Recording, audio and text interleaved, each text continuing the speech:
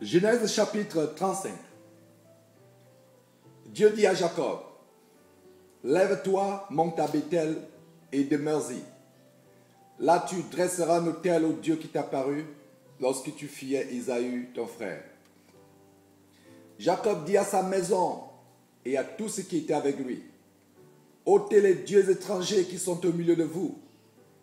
Purifiez-vous et changez de vêtements. Nous nous lèverons et nous monterons à Béthel. Là, je dresserai un autel au Dieu qui m'a exaucé dans le jour de ma détresse et qui a été avec moi pendant le voyage que j'ai fait. » Ils donnèrent à Jacob tous les dieux étrangers qui étaient entre leurs mains et les anneaux qui étaient à leurs oreilles. Jacob les enfuit sous le térébinthe qui est près de Sichem. Ensuite ils partirent. La terreur de Dieu se répandit sur les villes qui les entouraient, et l'on ne poursuivit point les fils de Jacob. Jacob arriva, lui et tout ce qui était avec lui, à Luz, qui est Béthel, dans le pays de Canaan. Il bâtit là un autel, et il appela ce lieu El-Béthel, car c'est là que Dieu s'était révélé à lui lorsqu'il fuyait son frère. Déborah, nourrice de Rebecca, mourut, et elle fut enterrée au-dessous de Béthel, sous le chêne auquel on a donné le nom de chêne des pleurs.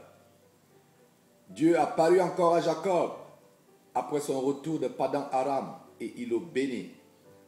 Dieu lui dit, « Ton nom est Jacob, tu ne seras plus appelé Jacob, mais ton nom sera Israël. » Et il lui donna le nom d'Israël.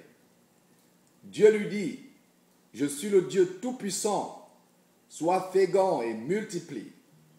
Une nation et une multitude de nations naîtront de toi, et des rois sortiront de tes reins. Je te donnerai le pays que j'ai donné à Abraham et à Isaac, et je donnerai ce pays à ta postérité après toi. » Dieu s'éleva au-dessus de lui dans le lieu où il lui avait parlé. Et Jacob dressa un monument dans le lieu où Dieu lui avait parlé, un monument de pierre sur lequel il fit une libation et versa de l'huile. Jacob donna le nom de Béthel au lieu où Dieu lui avait parlé. Ils partirent de Béthel, et il y avait encore une certaine distance jusqu'à Ephrata, lorsque Rachel accoucha. Elle eut un accouchement pénible, et pendant les douleurs de l'enfantement, la sage femme lui dit, « Ne crains point, car tu as encore un fils. » Et comme elle allait rendre l'âme, car elle était mourante, elle lui donna le nom de Ben-Oni, mais le père l'appela Benjamin. Rachel mourut et elle fut enterrée sur le chemin d'Ephrata, qui est Bethléem. Jacob éleva un monument sur son sépulcre. C'est le monument du sépulcre de Rachel qui existe encore aujourd'hui. Israël partit et il dressa sa tente au-delà de Migdal-Éder. Pendant qu'Israël habitait cette contrée, Ruben alla coucher avec Bila, concubine de son père, et Israël la prit. Les fils de Jacob étaient au nombre de 12. Fils de Léa, Ruben, premier-né de Jacob, Siméon, Lévi, Juda, Issachar et Zabulon. Fils de Rachel, Joseph et Benjamin.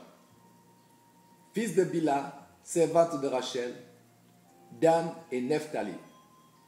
Fils de Zilpa, servante de Léa, Gad et Azer.